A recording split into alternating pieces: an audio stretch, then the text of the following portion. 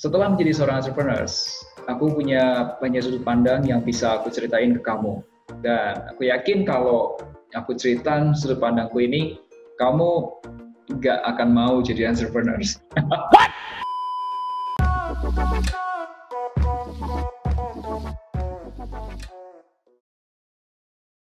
Halo guys, jumpa lagi bersama saya Melvin Mumpuni CFP, perencana keuangan dan juga founder dari Financialku.com. Teman-teman, apakah kamu pernah ngeluh, aduh capek kerja nih, bosnya galak, bosnya pelit, saya nggak berkembang, dan alasan apapun itu. Kalau kamu pernah, atau mungkin sekarang ini kamu juga sedang mengeluh, aku pun dulu juga pernah di fase seperti itu, aku mengeluh. Nah, aku berpikir, wah kalau jadi entrepreneur kayaknya lebih menguntungkan, lebih seru tantangannya, dan lebih keren.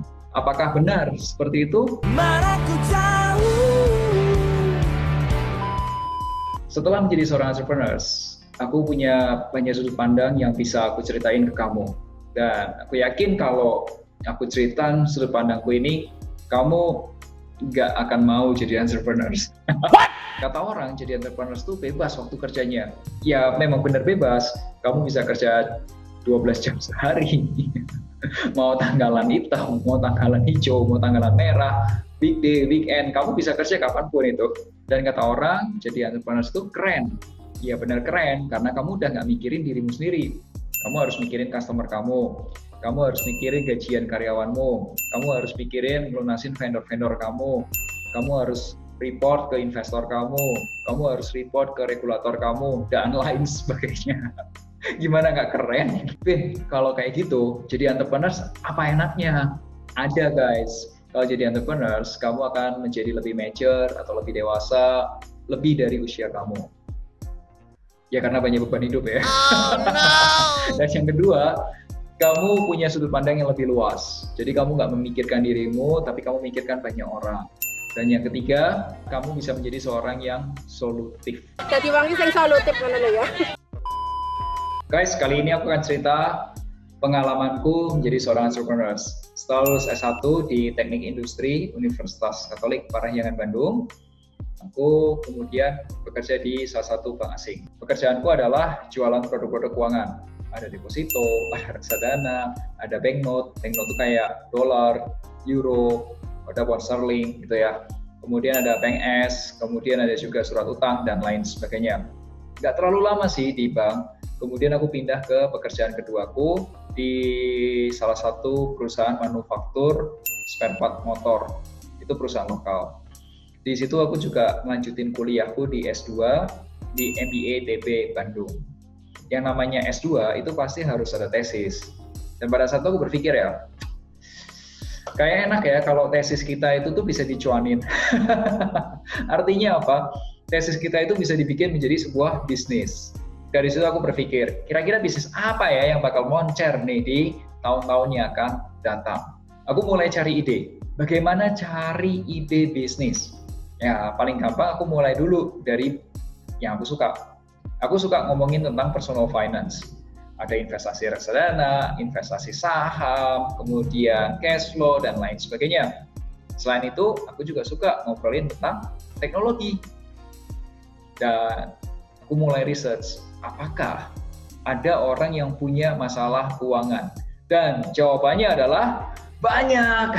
Banyak orang punya masalah keuangan.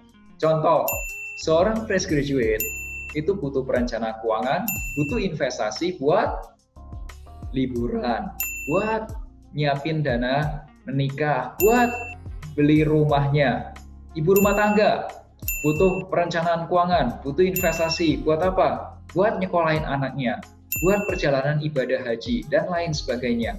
Bapak-bapak butuh perencanaan keuangan? Butuh perencanaan keuangan dan investasi untuk perencanaan dana beli rumah kedua, kemudian untuk pensiun, dan lain sebagainya. Setelah aku research, ternyata marketnya gede banget, dan mereka berani bayar loh untuk nyelesain masalah-masalah keuangannya. Terlebih yang punya masalah utang, yang punya masalah harta gono gini, dan yang punya masalah rebutan warisan. Kalau ditanya bagaimana caraku mencari ide, intinya sederhana.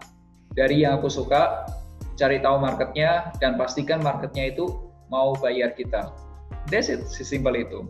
Kemudian aku research lebih dalam lagi untuk pengen tahu nih, sebenarnya masalah keuangan apa yang perlu di-solve. Dan aku keingetan waktu aku SMA, diajak papiku pergi ke sebuah seminar. Di seminar itu berbicara mengenai ekonomi dan pertahanan negara. Wow. Narasumbernya adalah Pak Kwik Kian Gi, mantan Menteri Ekonomi, Keuangan, dan Industri Nasional di zaman Presiden Bapak Abdurrahman Wahid atau Pak Gus Dur. Dan narasumber satunya lagi adalah Bapak Wiranto. Pada saat itu beliau berbicara pengalaman dia waktu menjadi Panglima ABRI zaman Presiden Soeharto. Jujur ya, aku nggak terlalu paham sih detailnya apa. Tapi satu hal yang aku ketahui, ternyata pada saat krisis 98 itu salah satu penyebabnya adalah ketimpangan antara orang yang kaya dengan orang yang miskin. Itu ada gap, ada jarak, dan jaraknya itu bukan segini. Dan ini yang jadi masalah, gapnya terlalu gede. Dan seandainya gap ini bisa diperkecil, Indonesia akan jadi lebih baik. Dan dari situ aku berpikir, oke, so gimana caranya untuk gap yang besar ini diperkecil? Ada 3 guys. Yang pertama adalah edukasi tentang keuangan. Jadi masyarakat Indonesia perlu diedukasi, perlu dibuat melek keuangan atau literasi keuangan. Dan yang kedua, masyarakat Indonesia perlu yang namanya perencanaan keuangan atau financial planning. Dan yang ketiga, masyarakat Indonesia perlu akses terhadap produk-produk keuangan. Jadi yang boleh investasi tidak hanya orang kaya, tapi semua orang Indonesia bisa berinvestasi. Atau disebutnya adalah inklusi keuangan. Maka tesis dan sekaligus bisnisku adalah sebuah teknologi finansial yang bisa membantu penggunanya untuk meningkatkan literasi keuangan, merencanakan keuangan, dan mendapatkan akses terhadap produk keuangan. Tesis itu selesai dan akhirnya aku submit ke International Journal. Puji Tuhan, ini dia hasilnya. Dan sekarang ini aku sudah mewujudkan apa yang aku tulis di tesisku menjadi sebuah bisnis. Ide sebagus apapun itu percuma aja deh kalau nggak dieksekusi. Tapi ketika kita mau mengeksekusi, pasti ada keraguan. Karena untuk menjadi seorang entrepreneur itu tidak ada jaminan. Tidak ada jaminan sukses. Pada saat itu aku kembali ke orang tuaku dan aku bertanya, Mi, menurut Papi Mami ya, better aku kerja di kantoran, berkarir, atau bikin usaha. Kemudian orang tuaku menjawab, ya buat bisnis lah, bangun aset kamu. Tapi aku menjawab, tapi itu semua nggak ada jaminan sukses loh, kalau gagal gimana? Kemudian orang tuaku menjawab, Vin, coba sebutin satu pengusaha atau entrepreneurs yang sukses di percobaan pertamanya dia. Aku pun nggak tahu. Karena apa? Orang sekelas Thomas Alva Edison, dia aja mencoba 1000 kali. Karena apa? 999 kalinya itu belum berhasil. Colonel Sanders, KFC, 11 resep rahasianya pun ditolak 1009 kali. Aku satu aja belum nyoba, udah takut. Aku nggak tahu siapa entrepreneurs yang berhasil di percobaan pertamanya. Teman-teman, kalau kamu punya infonya, please komen di bawah ini. Kasih tahu aku ya. Singkatnya, setelah aku minta doa restu dari orang tua, terus aku juga berdoa, ya udah kita beranikan untuk bikin bisnis. Tapi perjalanan tidak menjadi lebih ringan. Perjalanan menjadi lebih berat. Seberat apa?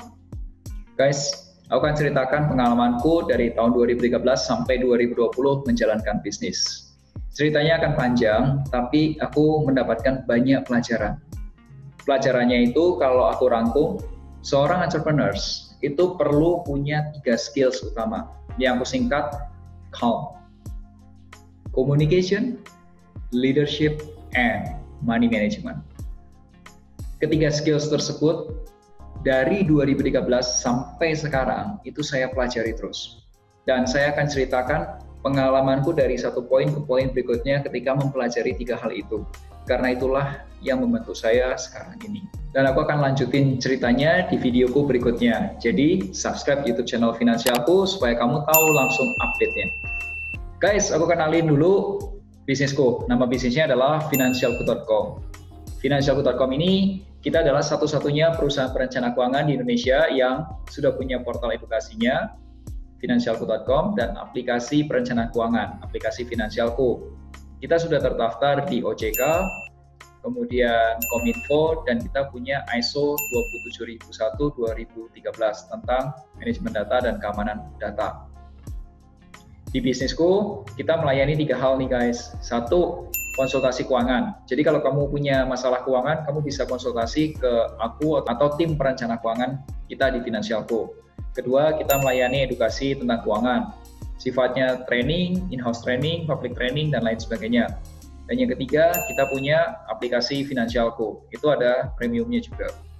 Guys, coba aja dulu download aplikasi Finansialku di Google Play Store atau di App Store. Yang pertama, kamu bisa mengatur keuangan kamu, supaya kamu tahu kemana aja uang kamu pergi. Ya. Dan yang kedua, kamu bisa mulai merencanakan keuangan. Baik yang jangka pendek, katakanlah setelah COVID-19 selesai, kamu mau liburan, bisa. Atau jangka menengah, 1-5 tahun. Katakanlah mau menikah, mau beli rumah, dan lain sebagainya. Atau yang jangka panjang, katakanlah lebih dari 5 tahun, mau pensiun, dan lain sebagainya. Kamu bisa merencanakan keuangan itu di aplikasi Finansialku. Ketiga, kamu juga bisa ngobrol nih sama perencana keuangan. Aku atau teman-temanku, para perencana keuangan itu ada di aplikasi Finansialku. Dan yang keempat, kamu bisa dapetin edukasi keuangan yang lebih detail, misal gimana caranya berinvestasi untuk pemula, gimana caranya menyiapkan dana beli rumah, gimana caranya menyiapkan dana pernikahan, dan lain sebagainya. Kalau kamu suka belajarnya lewat dengerin suara, ada audiobook, ada podcast juga. Kalau kamu suka yang nonton video, ada video online course juga. Dan kalau kamu sukanya baca, di situ ada artikel. Kelas di aplikasi Finansialku, kamu bisa beli reksadana dan juga produk peer-to-peer lending. Ke depan, aku berharap semoga lebih banyak produk yang bisa kita sediakan untuk kamu mencapai tujuan keuangan kamu. Teman-teman, kalau kamu sudah download aplikasinya, boleh kasih feedback-nya di komen. Kita baca semua feedback-nya dan kita akan jadikan bahan untuk perbaikan ke depannya. Thank you ya. Di video berikutnya, saya akan bahas salah satu skills, yaitu communication. Jadi tadi kan aku bilang ada communication, leadership, dan money management. Di video berikutnya, saya akan cerita tentang communication. Bagaimana caraku mempelajari atau menguasai teknik komunikasi. Dan teknik komunikasi seperti apa yang dibutuhkan. Semoga penjelasan ini bisa bermanfaat buat kamu dan subscribe YouTube channel Finansialku kalau konten ini bermanfaat. Dan bagikan juga ke teman-teman kamu yang sekarang ini lagi galau dan pengen jadi entrepreneurs. Supaya mereka juga dapat informasi keren seperti kamu. Dan akhir kata, make a plan and get your financial dreams come true. Sampai jumpa!